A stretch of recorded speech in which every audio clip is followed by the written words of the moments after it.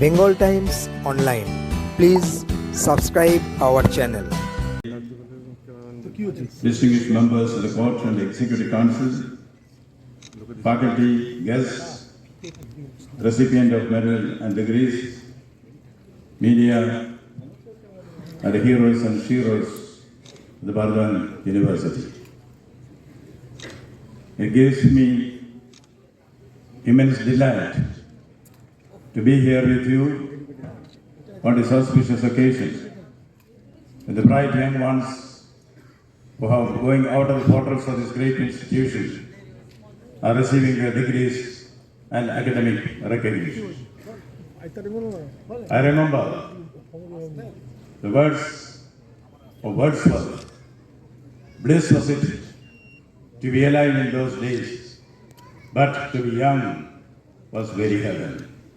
Bliss was it to be alive in those days, but to be young was very heaven.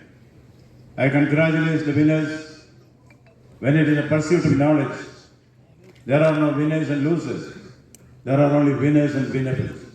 I congratulate the winners and also the winnables who are here to receiving accolades from this great institution. Congratulations to those students who have brought laurels to themselves and glory to the nation. I remember an incident which causes a lot of pain for me when I happened to be in my earlier avatar as a civil servant. I was culture secretary. A great cultural event was organized in Burdwan. We had intelligence report that some students may create some problems in the auditorium. So as usual, we decided that entry will be regulated by pass. Security pass was issued by the Commissioner of Police, and we also put certain policemen in mufti to check the pass. Then came Amitabh Bachchan. The security asked him, "Sir, pass." Amitabh had forgotten to take the pass. Then he said, "But then there should be proof that you are Amitabh Bachchan." Amitabh related one or two sentences from his famous dialogue in Diwan, proof enough, he was elected. Then comes Amjad Ali Khan. Pass, he forgot the pass. Proof, he didn't have the sitar with him, but even without the sitar, he could reproduce the mellifluous sound of the sitar. That is a maestro that he is. Proof enough, he was elected. Then comes Mallika Sarabai. She also forgot the pass. They asked for proof. She showed certain mudras in Bharatanatyam. Proof enough, she was also elected. Then is my turn. I, as the culture secretary, I stepped inside the auditorium with the arrogance of the IAS officers. Policeman stopped me. "Sir, pass." I said, "Pass? For me, the culture secretary?" Policeman said, "Sir, I didn't deny that you are the culture secretary, but pass should be there. That is the order. If you not pass, then proof has to be given." I said, "Impossible. How dare you ask me for a pass? I am the culture secretary of the nation." Then he said, "Sir, everybody gives the pass or a proof. Who is this everybody?" Sir, Amitabh Bachchan, Amjad Ali Khan, Mallika Sarabai. I got agitated. Amitabh Bachchan, Mallika Sarabai, Amjad Ali, what is? Then the policeman asked me, "Sir, you don't know them?" "I don't know them. Why should I know them?" Then he said, "Sir, no more proof is required. You are the culture secretary." We are asked to perform multiple roles here. I came here not to teach but to learn. Whenever I come to a university before scholars, I bow myself, my head before them, because they are the ones who inject knowledge into society. You know, when politics enters knowledge, the result is chaos. When knowledge enters politics, the result is refinement. That is why education is a game changer. Education is enlightenment. Education is empowerment. Education is enrichment. Education is emancipation. I think the motto of this great institution is also education is for emancipation. Yes, Paulo Freire, in the Pedagogy of the Oppressed, said education is for liberalization, liberation, not liberalization. Education is for liberation. Now, I will draw your attention to something which happened in China. The emperor is in the deathbed. Everyone says this is the time for coronation of the prince. But the emperor said no. The prince has to go out of the palace. He has to live with the common man, learn their life and come back and report to me. For 1 year, the prince lived in the common man. He learned many things which he has not seen in the cozy comfort of the palace. How the common man thinks, how the common man feels, how the common man solves problems, how the common man faces the difficulties of life. He learned a lot, came and reported to the emperor in deathbed. All courtiers said, this prince has learned everything that he has learned to become a king or an emperor. The old emperor said, no. Let him go to the forest. There is a hermit there. Learn from him. The young prince goes out, meets the hermit. The hermit tells him, go out into the forest, listen to the sounds that are there. The prince heard many sounds which he has not heard in the palace at all. The murmur of the trees and the lullaby of the brooks. He heard a lot of sounds which he had not heard earlier. He reproduced it before the hermit. The hermit said, no, not enough. The prince again goes back, listens with rapt attention. Then he comes and tells the hermit, I heard 2 new voices, 2 new sounds. What is that? I could hear the sound of the daybreak. I could hear the sound of the daybreak. I could hear the sound of honey getting filled into the flower.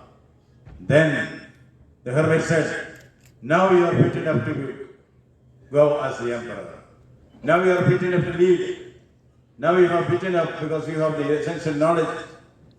Being able to hear what others do not hear. Being able to see what others do not see. Being able to hear the sound of silence. That is the gist of education.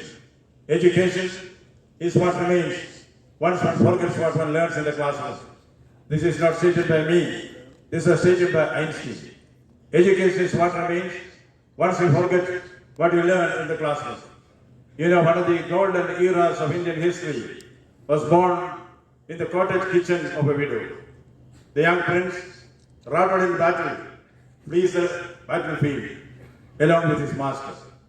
They seek asylum in the cottage kitchen of a widow. The widow is making bread. Suddenly, the Acharya, the teacher of the prince, he tells the prince, look at that. She is making bread. If you want to eat bread, start from the periphery. If you bite at the center, your tongue will burn. Taking a cue from this, the young prince goes back to the battlefield, pitches battle takes place. He attacks the enemy from where the enemy was weakest and wins the battle, wins the war, establishes an empire. Chandragupta Maurya and Chanakya. Chanakya and Chandragupta Maurya. They learned the art of warfare, not from the Sanjay Academy, not from North Point, not from the Indian Military Academy. They learned the art of warfare from the village kitchen of a widow.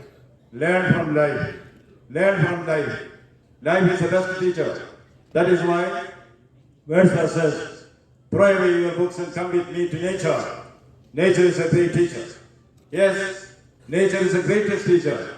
Have you any doubt? See, in the jungles of Bengal, in Sundarbans, I heard, one day, the trees decided, after all, a forest is a forest because trees are there. What is the role of these animals here? Why are the animals coming here? They are intruders. They have no place here. The animals come and dirty the place. The cheetah wants to rest on my branches. The young tree said, I will never allow the cheetah to rest on my branches. And The bamboo said, let the animals come here. We will rub shoulders and create a forest fire. So they drew away the animals. The youngsters were very happy. The new generation trees were extremely happy. But there was a grandpa tree who told the youngsters, please do not drive away the animals. They are also part and parcel of us. The youngsters said, no, they have no place here. Forest is forest because of the trees, not because of the animals. Once the animals were driven away, the young tree felt something unpleasant happening on its trunk. Something fell on the trunk, something which made it painful for him. He found a woodcutter has come and was trying to cut down the young tree with his axe. He asked the older tree, the grandpa tree, what is happening here? Grand-uncle, what is happening here? He said, see, this is a woodcutter trying to put his axe on the young trees. Why is it happening? It never happened earlier. Then the grandpa said, it did not happen earlier because the wild animals were here. The lion, the tiger, the cheetah, they were here.